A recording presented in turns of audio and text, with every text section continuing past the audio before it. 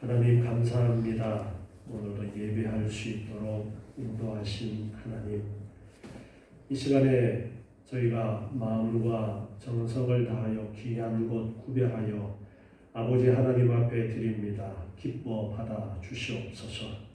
예물 드리는 한 사람 한 사람 기억하여 주시고 크고도 놀라우신 은혜를 충만히 더해 주시옵소서. 약속의 말씀을 의지하고 11조를 드립니다. 물질이 쌓을 곳이 없도록 복내려 주시옵고 황충의 해를 입지 않게 도와 주시옵소서. 감사하며 소원을 담아 귀한 예물을 드립니다. 감사할 일들이 더욱더 많아지게 하시고 소원하는 바가 아름답게 이루어지게 하여 주시옵소서. 생일을 맞이해서 감사를 드립니다. 건강에 귀한 복을 허락하여 주시옵고 믿음의 아름다운 복을 허락해 주시옵소서. 건축헌금을 드립니다. 약속하신 말씀을 따라 놀라우신 은혜를 생활 속에 허락해 주시옵소서. 선교헌금을 드립니다. 복음 증거하는 자의 복을 내려주셔서 하늘의 별과 같이 빛나는 귀한 은혜를 허락해 주시옵소서. 기관의 회비를 드리며 지체의 사명 감당하기 원합니다. 하나님 기뻐하시는 건강하고 아름다운 지체로 쓰임받게 도와 주시옵소서.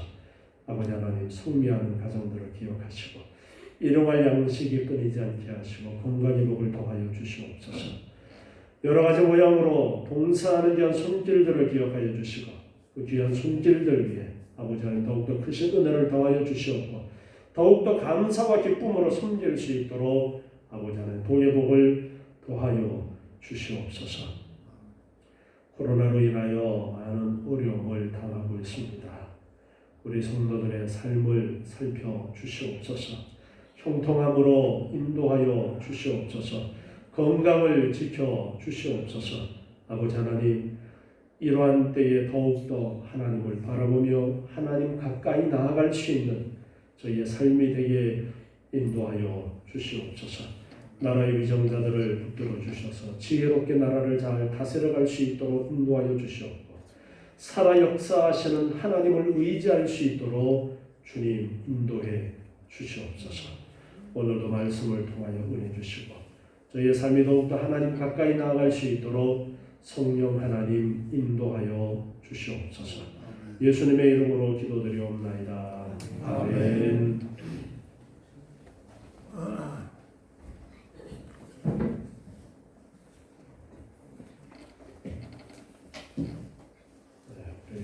옆에 계신 분들하고 악수는 못하더라도 눈으로 얼굴 보시면서 잠깐 인사 나누겠습니다. 반갑습니다. 반갑습니다. 너무 반갑습니다.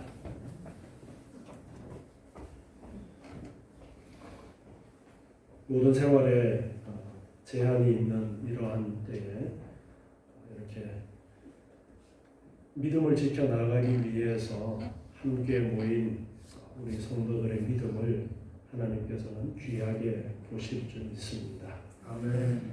저도 우리 성도들을 생각하면 너무너무 고맙고 감사한 마음을 이루 표현할 수가 없습니다. 지금 많은 교회가 이 코로나 때문에 어렵고 모임이 쉽지 않다 보니까 예배에 참석하는 사람들이 너무나 줄어들고 이제는 그것이 습관화가 되어버리고 거의 이제는 반년 이상 이렇게 지속되어지면서 그런 상황에 놓여 있는 경우가 많은데 우리 성도님들 그래도 어려운 상황 속에서도 잘 제가 말씀드린 대로 함께 해주셔서 이렇게 모임에도 함께 해주시고 어려움을 감내하고 함께 예배할 수 있도록 이렇게 해주셔서 너무나도 감사를 드립니다. 우리가 이렇게 하는 것은 하나님이 살아계심을 우리가 인정하기 때문이라 믿습니다. 아멘. 하나님이 살아계시다라는 그러한 믿음이 없다면 우리는 이렇게 할 수 없을 것입니다. 하나님께서 살아계시기 때문에 하나님께서 우리를 하나님의 나라 백성 삼아 주셨기 때문에 우리는 또한 하나님의 나라 백성으로서 오늘도 어떻게 살아가야 될까를 고민하면서 하나님 앞에 어떠한 자세로 주님의 날, 하나님의 날을 보낼 것인가를 고민하면서 여러 가지 어려운 상황 속에서도 예배하려고 오늘 모이신 줄 믿습니다. 하나님께서는 특별히 이 신명기에서 모세가 전하는 이 율법의 가르침을 통해서 하나님의 나라 백성들이 어떻게 살아가야 될 것인가에 대한 그러한 가르침을 주셨습니다. 구약에서는 그것을 실제로 생활 속에, 정치 속에, 다스림 속에도 하나님께서 다스리는 것을 실제 그대로 율법에서 말씀하신 바 그대로 지키는 것으로 그렇게 가르쳐 주셨고, 이제 하나님께서 그러한 구속사의 역사 속에서 예수 그리스도를 통해서 우리를 구속하신 그 계획을 이루심으로써 신약시대의 교회는, 신약시대의 하나님의 백성들은 구약에서 율법으로 말씀하신 그 율법 가르침 속에 들어있는 하나님께서 진정 원하시는 뜻이 무엇인지를 우리가 깨닫고 그 의미를 따라 생활해 나가야 됩니다. 그 가르침을 그대로 받아들여야 되는 부분들도 있고 그 속에 담겨져 있는 의미만을 우리가 취해야 되는 그러한 경우도 있게 되어집니다. 우리는 계속해서 신명기 말씀을 배우면서 그러한 것들을 배워왔습니다. 지난주에도 여호와의 총회 안에는 여호와의 전쟁을 치르기 위한 그 진 내에는 부정한 것을 있게 해서는 안 된다라는 그러한 말씀을 배웠습니다. 오늘 말씀은 또한 하나님과 사람 앞에서 우리의 삶이 어떠해야 되는지에 대해서 강조하시는 부분이 있습니다. 자비를 베풀어야 되고 순결을 지켜나가야 되고 성실의 의무를 다해야 된다라는 그러한 가르침을 주고 계십니다. 먼저 우리 마태복음 5장 20절 말씀을 한번 보고 말씀을 계속해서 본문 말씀을 살펴보도록 하겠습니다. 마태복음 5장 20절 말씀 우리 보겠습니다. 마태복음 5장 20절 같이 읽어보겠습니다. 내가 너희에게 이르노니 너희 의의가 서기관과 바리새인보다 더 낫지 못하면 결단코 천국에 들어가지 못하리라. 아멘. 예수님 당시에 구약의 율법을 그대로 지켜나가는 그러한 시대 상황 속에서 예수님께서 오심으로써 이제 새로운 시대가 열리는 그 시점에 예수님께서 하신 말씀이에요. 그런데 예수님께서 하신 말씀은 너희의 의의가 서기관이나 바리새인, 당시에 잘하고 있다라고 자부하던 그러한 사람들이었던 서기관과 바리새인보다 낫지 못하면 결단코 천국에 들어가지 못할 것이다. 바리새인과 서기관들이 자기네 딴에는 아주 열심히 율법을 지킨다라고 자부하는 사람들이었어요. 그런데 그러한 사람들보다 너희의 의가 더 나아야 된다라는 말씀을 하십니다. 그렇지 않으면 천국에 들어가지 못하리라. 바꾸어 말하면 천국 백성이라면 바리새인과 서기관들보다가 더욱더 의로운 삶을 살아야 된다. 그것을 강조하시는 거예요. 그래서 오늘도 신명기 속에서 가르쳐 주시는 그 말씀을 우리가 어떻게 오늘 신약 시대에 살아가는 성도들이 이해하고 생활 속에 적용해 나아가야 될 것인가를 포인트를 가지고 말씀을 살펴보도록 하겠습니다. 신명기 23장 15절 오늘 본문 말씀을 보겠습니다. 종이 그 주인을 피하여 내게로 도망가거든 너는 그 주인에게로 돌리지 말고 그가 너의 성읍 중에서 기뻐하는 것을 택하는 대로 너와 함께 내 가운데 거하게 하고 그를 압제하지 말지니라. 이렇게 말씀하십니다. 종이 주인을 피해서 내게로 도망했다 말씀하고 있어요. 여기에서 종은 어떤 종을 이야기하느냐면요, 내게로 도망하거든이라는 이 말 속에는 어떤 의미가 들어있느냐면은 너희 땅으로 도망하거든, 즉 이스라엘로 도망하거든, 그러한 의미를 가지고 있습니다. 그래서 종이라는 이 말이 이스라엘 안에 있는 종들을 이야기하는 것이 아니라 이방인들의 종이 이제 이스라엘로 도망해 온 그 상황을 말씀을 하고 있는 거예요. 그래서 종이 그 주인을 피하여서 내게로 도망하여 오거든. 이제 주인의 어떤 학대라든가 기타 사유로 인해서 이스라엘로 도망쳐온 이방의 노예를 말씀을 하고 있습니다. 그러한 사람이 도망쳐 오거든 주인에게로 돌리지 말라, 그렇게 말씀하십니다.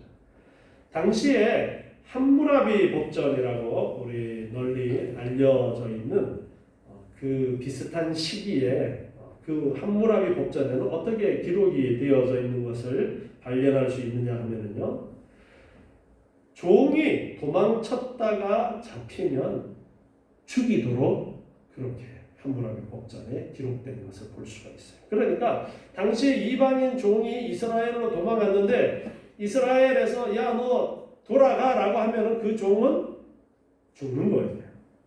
그렇기 때문에 돌려보내지 말아라라고 그렇게 말씀하고 있습니다. 주인의 부당한 압제를 견디다가 못해서 도망쳐온 그러한 노예를 다시 돌려보내면 죽을 수밖에 없기 때문에 그것은 비인도적인 행위가 되어지는 것입니다. 그래서 오늘 신명기서를 통해서 가르쳐 주시는 그러한 율법은 그들을 향해서 긍휼을 베풀어야 된다는 것을 말씀을 하고 있습니다. 그렇지만 죄를 저지르고 도망쳐온 경우에는 그냥 푸는 것이 아니라 그것은 그 죄를 물어야 되는 것이죠. 그래서 죄를 짓고 도망쳐온 경우가 아니라 압제를 견디지 못해서 도망쳐온 그러한 이방에서 온 종이 있다면 그를 주인에게로 돌려보내지 말고 너의 성읍 중에 기뻐하는 곳을 택하는 대로 내가 어디에서 살았으면 좋겠습니다 라고 말하면 거기에서 살 수 있도록 배려를 해주라고 그렇게 말씀을 하고 있습니다. 마치 이스라엘 안에 도피성 제도를 두어서 내가 의도치 않게 사람을 죽이거나 한 사람이 그 도피성으로 피할 수 있도록 해주셨던 것처럼 이 이스라엘이라는 나라가 주변에 있는 이방 나라 사람들에게 도피성과 같은 그러한 역할을 할 수 있도록 그렇게 말씀하고 있는 것입니다.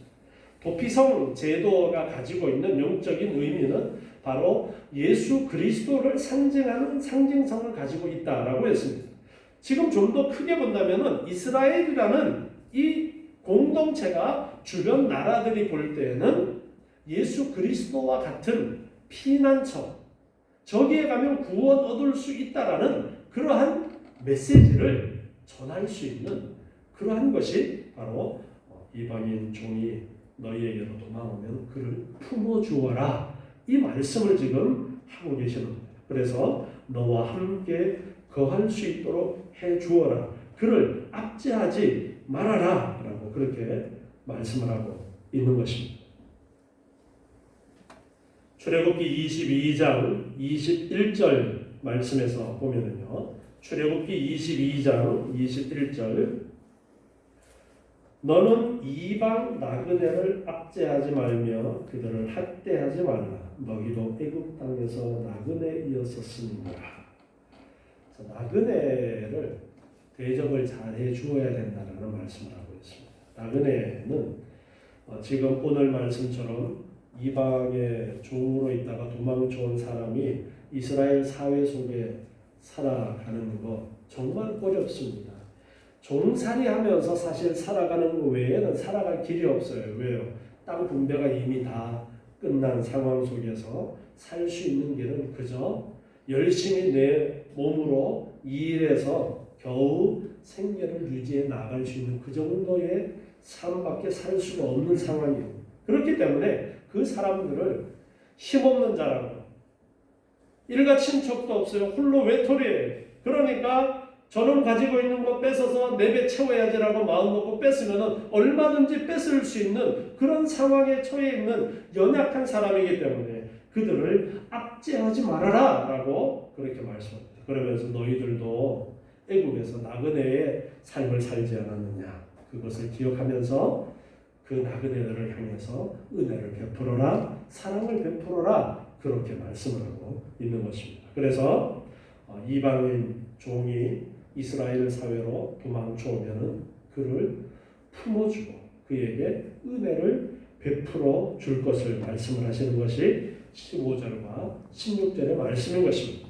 17절에는 또 다른 말씀을 하고 있는데요. 23장, 신명기 23장 17절부터 말씀을 봅니다.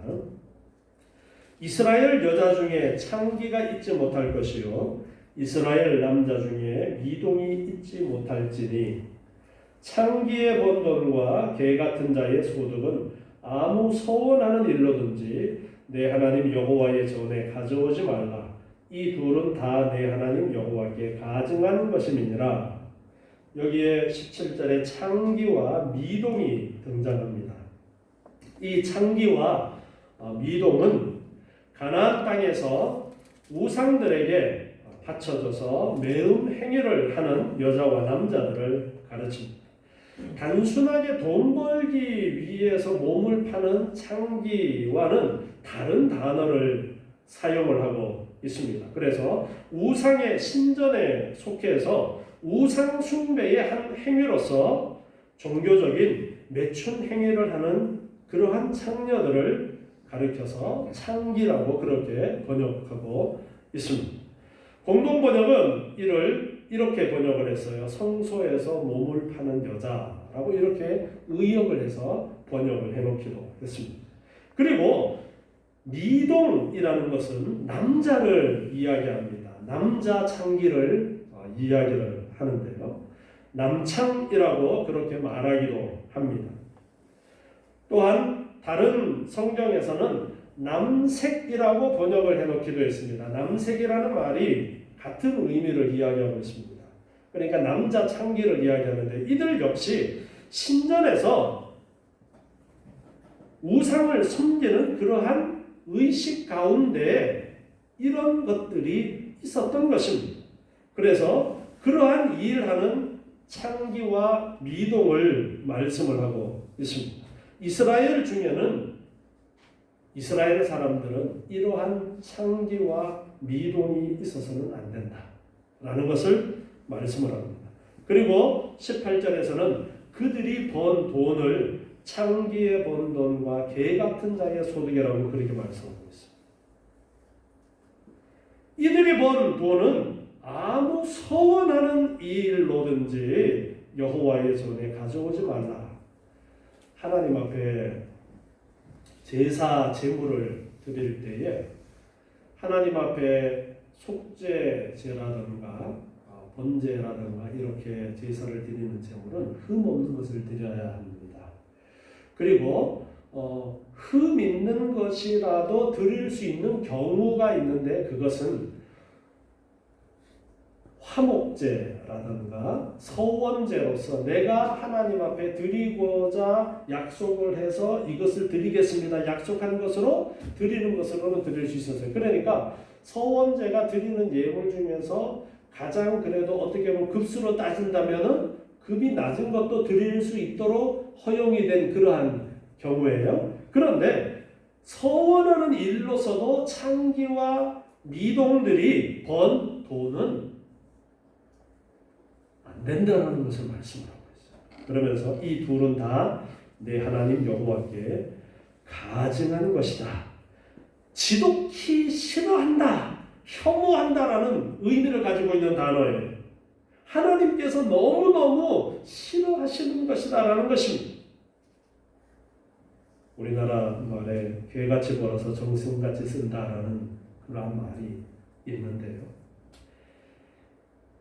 하나님께서는 개같이 버는 것을 좋아하지 아니하십니다.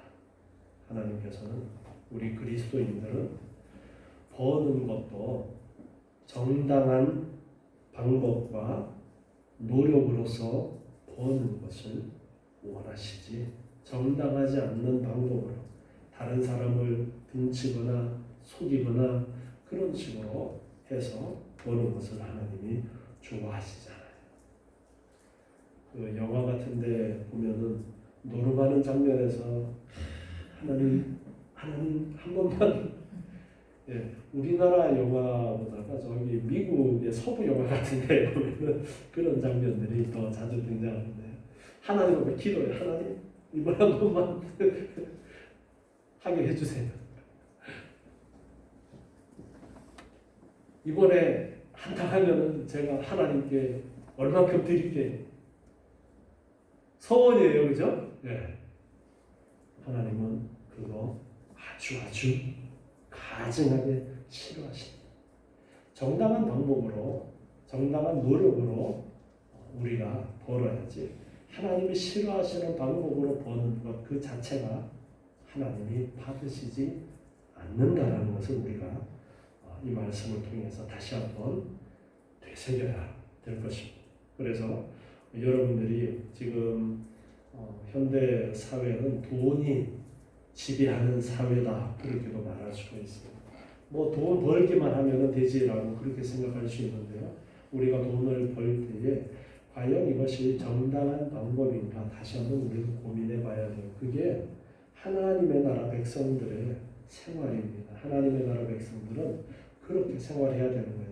적게 벌어도 괜찮아요. 못 벌어서 먹을 것이 없어도 괜찮아요. 우리는 그것을 잊지 말아야 됩니다. 하나님이 주인 되십니다. 하나님이 얼마든지 물질을 주고자 하는 자에게 주실 수 있는 분이다 라는 것을 잊지 말아야 돼요.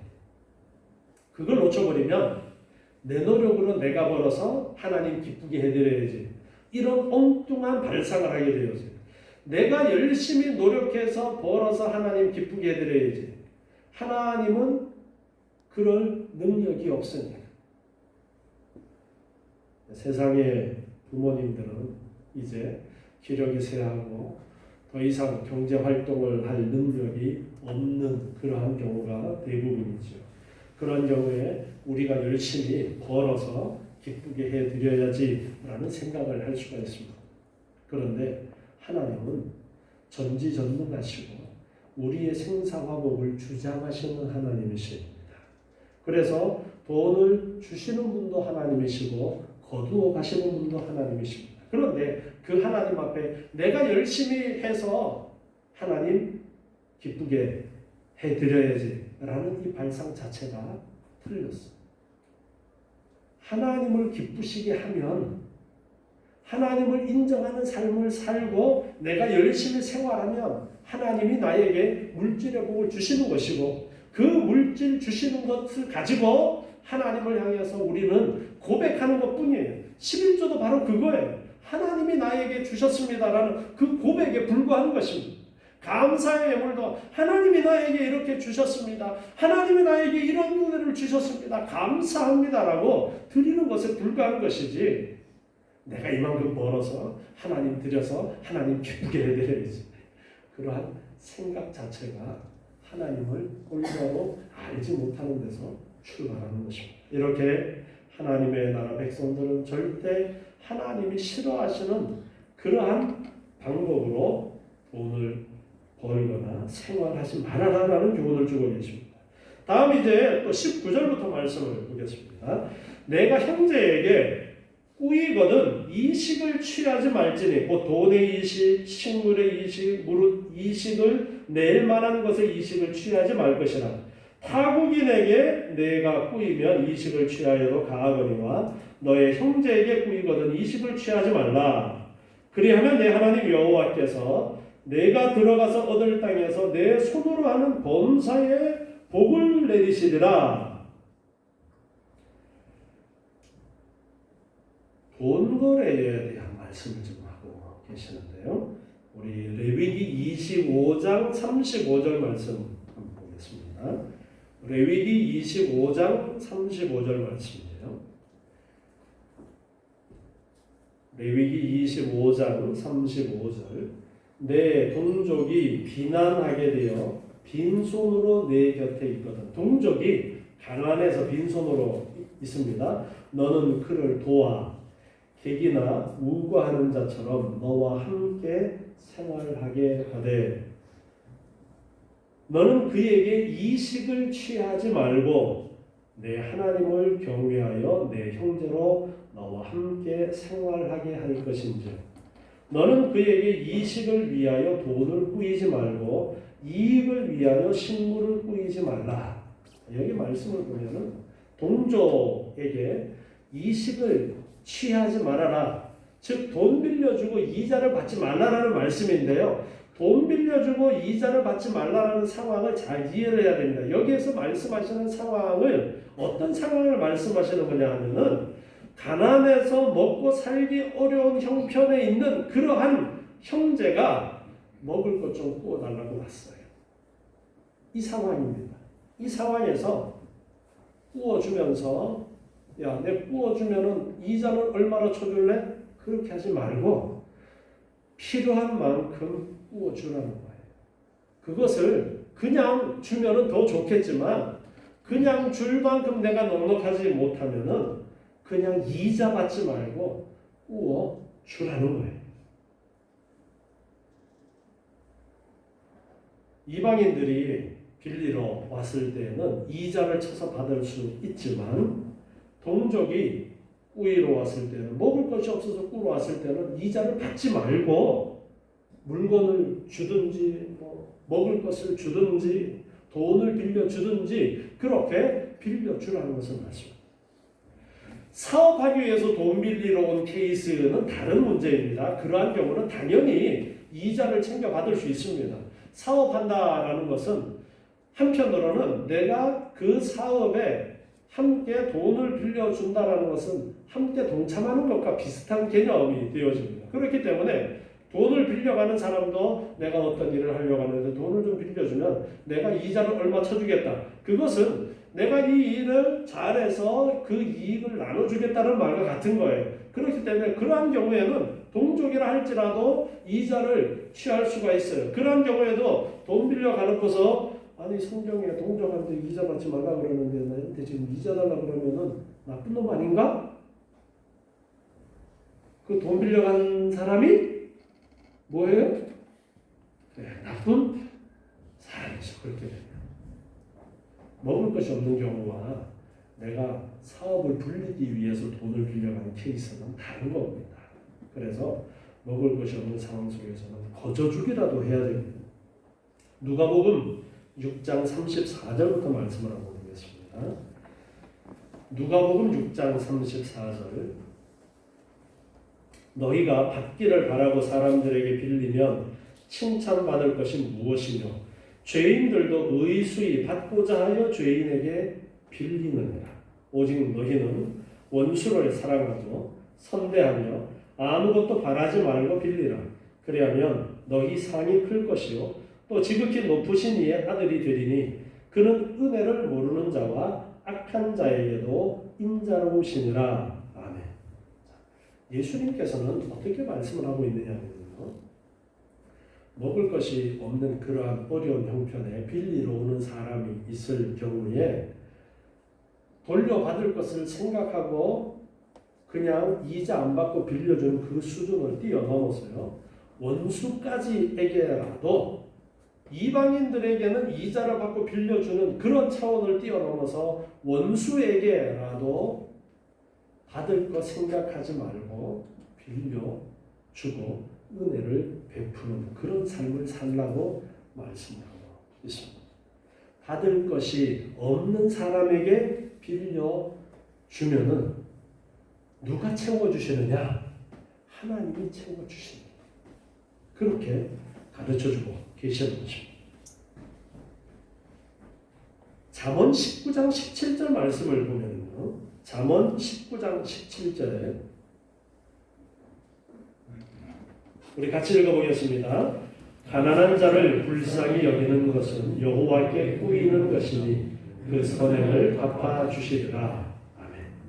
가난한 자를 불쌍히 여겨서 빌려주고 또 그냥 공짜로 자선을 베풀고 그렇게 하는 것은 하나님이 빌려가는 것이다. 그렇게 말씀하고 있어요.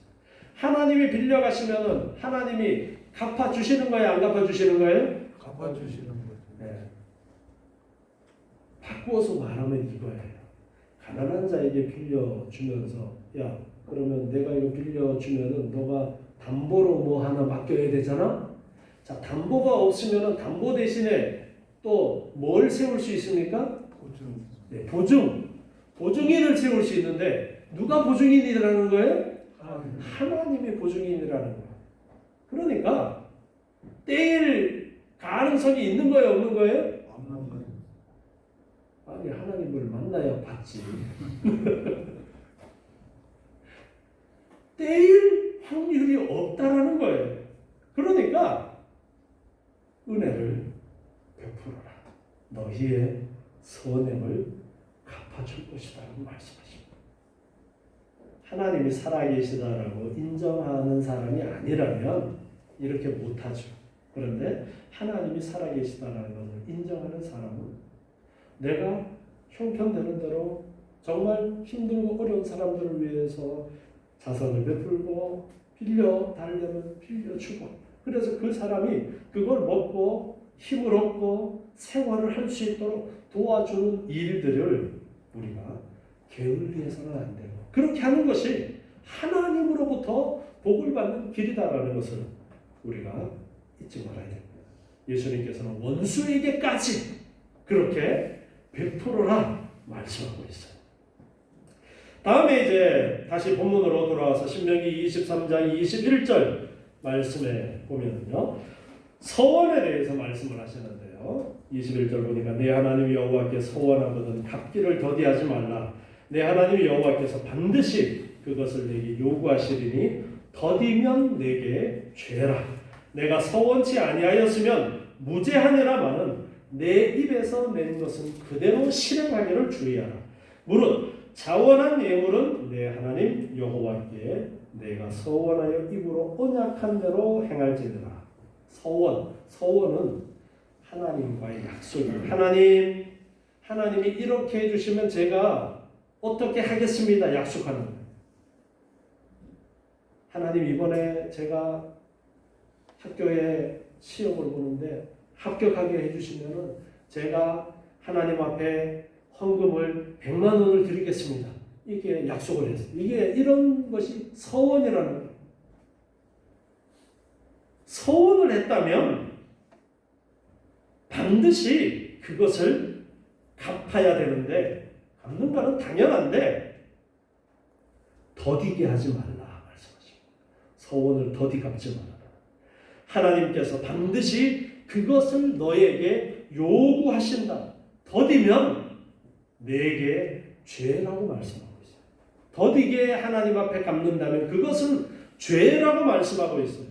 서원을 함부로 해서는 안 되는 거예요. 그래서 서원을 안 했으면 괜찮은데 서원을 했으면 그 서원은 반드시 갚아야 돼요. 여러분이 하나님 앞에 약속한 거 없는가 잘 한번 생각해 보시고요. 아직까지 잊어버리고 있던가 갚는 것을 더디했던 것이 있었다면 빨리 갚아야 돼요.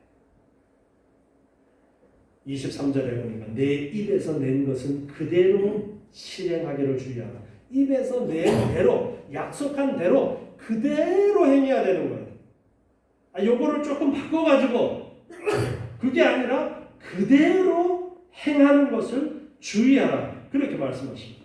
무릇 자원한 예물은 내 하나님 여호와께 내가 서원하여 입으로 언약한 대로 내가 하나님 앞에 어떻게 드리겠습니다. 여러분이 헌금을 드리겠다 약속한 그런 것들도 이 서원에 해당되어지는 것입니다. 그러니까 여러분들이 그러한 것이 있다면 무엇이든지 그대로 갚아야 된다라는 것. 그리고 그것을 더디해서는 안 되고 약속한 바대로 그대로 행해야 된다라는 것을 말씀을 하고 있습니다.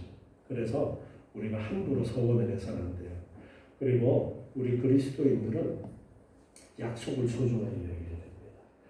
약속도 서원과 마찬가지예요. 사람들 간의 약속도 중요하게 여겨야 됩니다. 하나님과의 약속뿐 아니라 사람들과의 약속도 그 약속을 반드시 지키려고 애써야 되는 것. 그것이 그리스도인들의 모습입니다. 그러니까 지나가는 말로 그냥 툭 던지고 그런 것들 조심해야 합니다. 그거 그냥 내가 지나가는 말로 한 건데, 그런데 듣는 사람은 지나가는 말로 안 듣고 약속으로 듣는 경우들이 있어요. 그렇기 때문에 우리가 말을 신중하게 해야 되고, 한 번 한 말은 반드시 지키려고 노력을 해야 된다는 거 잊어서는 안 됩니다. 하나님은 살아계시고 하나님은 우리의 모든 삶을 지켜보고 계신다라는 것을 잊어버리지 마시기 바랍니다. 다음 24절 말씀 보겠습니다. 내 이웃의 포도원에 들어갈 때에 마음대로 그 포도를 배불리 먹어도 가하니라. 그러나 그릇에 담지는 말 것이요. 내 이웃의 곡식밭에 들어갈 때에 내가 손으로 그 이삭을 따도 가하니라. 그러나 내 이웃의 곡식밭에 낫을 대지 말지니라. 여기 말씀은 우리가 배가 많이 고파서 길을 가다가 포도원이나 밭에 들어가서 좀 이렇게 따먹는 거, 옛날에 이걸 우리는 뭐라 그랬죠? 서리한다 그랬죠? 네. 우리나라에도 이런 문화가 있어서 그냥 따먹는 거는 그냥 문제 삼지 않았잖아요. 그건 문제 삼지 말라는 거예요. 그런데 포도를 그냥 따서 뱃속에 집어넣는 건 괜찮은데 그릇에다가 담지는 마라. 이 그릇이 밥그릇을 이야기하겠어요? 네. 무엇이든지 그릇 가지고 가서 담아서 나오면은 이거는 도적질. 그런데 내가 배가 고파서 그냥 먹는 거는 허용을 해주는 거예요. 이삭도 마찬가지예요. 이삭을 비벼서 배가 고파서 먹는 건 괜찮은데 납들고 가서 배에서 가는 거는 허용하지 않는다.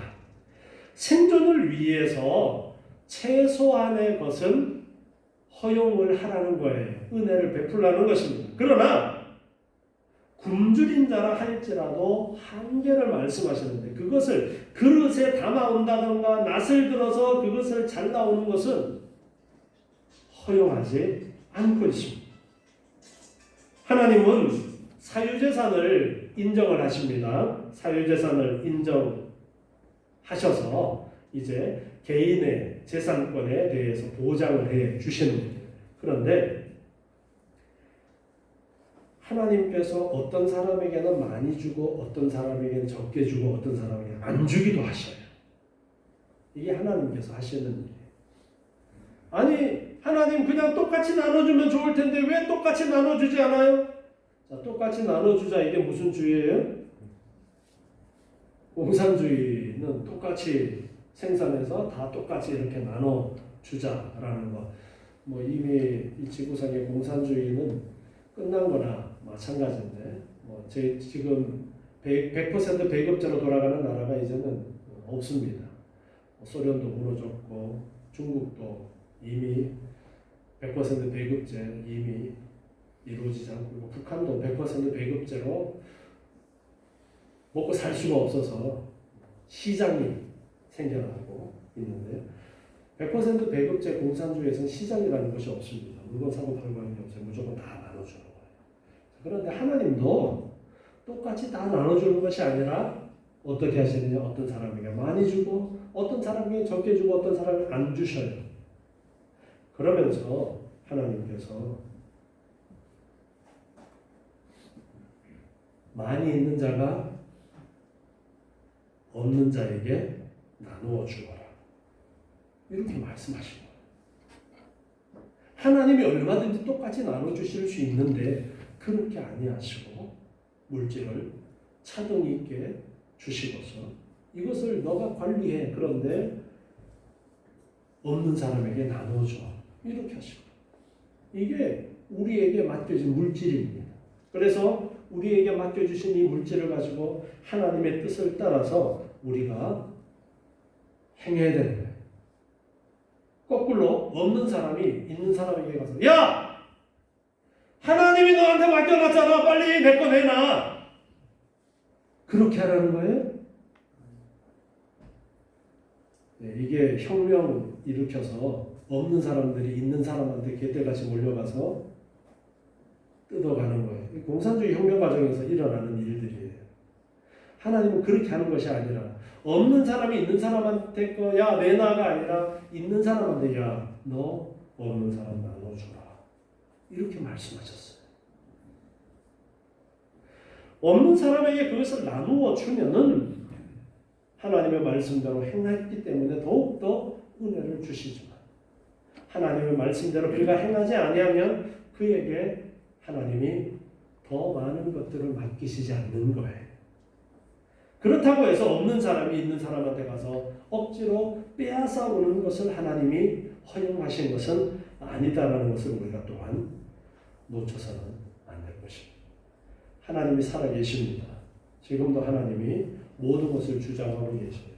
여러분들의 생활하는 가운데 부족한 사람도 있고 넉넉한 사람들도 있을 겁니다. 그 숫자가 뭐 반드시 많이 가진 사람이 넉넉하고 적게 가진 사람이 부족한 것은 아니에요.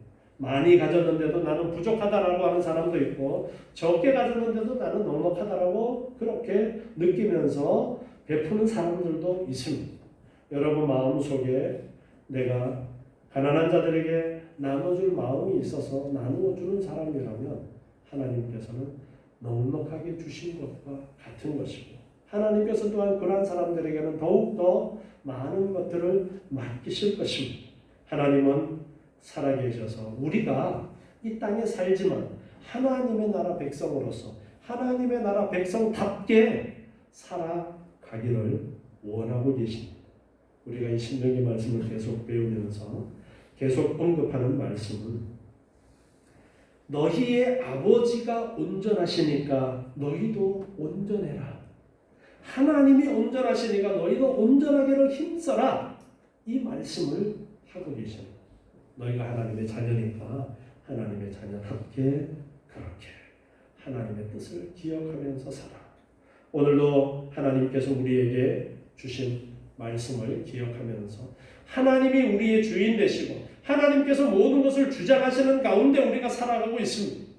그 속에서 우리가 어떻게 이웃들과의 관계 속에 살아갈 것인지 은혜를 베풀고 사랑을 베풀고 나누어주고 함께 살아갈 것인지를 말씀하고 계시면서 우리 그리스도인들끼리뿐 아니라 그리스도인들끼리는 당연히 해야 되는 것이고 이방인들을 향해서도 원수를 향해서도 은혜를 베풀 줄 아는 그러한 삶을 사는 것이 하나님의 나라 백성들이다 말씀하고 있습니다. 이 말씀들을 우리가 잘 기억하면서 온전히 하나님 기뻐하시는 뜻을 따라 살아가기를 힘쓰시는 저와 여러분 되시기 바랍니다. 기도하겠습니다.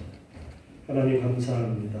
오늘도 주시는 귀한 말씀을 기억하면서 하나님의 뜻을 따라 행하는 저희의 복된 삶이 되게 하여 주시옵소서. 하나님이 살아계셔서 지금 이 시간에도 우리와 함께 하시고 우리의 모든 생사화복을 주장하신다라는 이 사실을 잊지 않게 도와 주시옵고 하나님을 인정함으로 하나님께서 주신 말씀을 따라 사랑을 베풀고 은혜를 베푸는 나누어 줄 줄 아는 저희의 삶이 되게 하여 주시옵소서. 코로나19로 어려움을 겪는 이웃들이 많이 있습니다. 그 이웃들을 살피고 그 이웃들을 향하여 손 내밀 줄 아는 저희들 되게 도와 주시옵고 아버지 하나님 살아 역사하심을 인정하면서 그들을 향하여 사랑을 베풀고 또한 이방을 향해서도 세상을 향해서도 하나님의 나라 백성답게 사랑을 베풀고 은혜를 베푸는 하나님의 나라 백성들의 삶을 살아갈 수 있도록 도와주시옵소서. 아버지 하나님 우리 성도들의 삶을 살펴주셔서 모든 필요를 넘치도록 채워주시옵고 하나님이 주시는 것으로 많은 사랑과 은혜를 베풀 수 있도록 하나님 풍성한 은혜를 허락해 주시옵소서. 예수님의 이름으로 기도드리옵나이다. 아멘.